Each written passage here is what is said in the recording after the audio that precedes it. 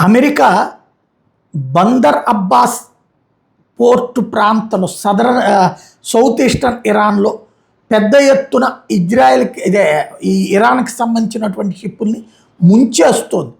తాజాగా అమెరికా దళాలతో పాటు ఇజ్రాయెల్ దళాలు కలిసి ఇరాన్కి సంబంధించినటువంటి ఒక షిప్ని ముంచేసి ఆ విజువల్స్ని ప్రపంచానికి చూపించినాయి. అంటే హార్ముజ్ జలసంధిని దిగ్బంధించింది మేము, అమెరికాకి మేము చుక్కలు చూపెడుతున్నామని ఇరాన్ చెప్తుంటే, ఇరాన్కి సంబంధించిన షిప్స్ని మేము ముంచేశామని America Israel with visuals చూపెడుతున్నాయి.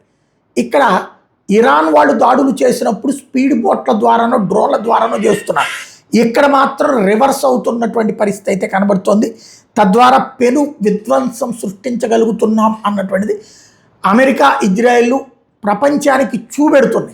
Hormuz జలసంధిని Iran దిగ్బంధించిన మాట వాస్తవం, ఇరాన్ అమెరికా దిగ్బంధించిన మాట వాస్తవాన్ని మరోసారి ప్రూవ్ అయింది.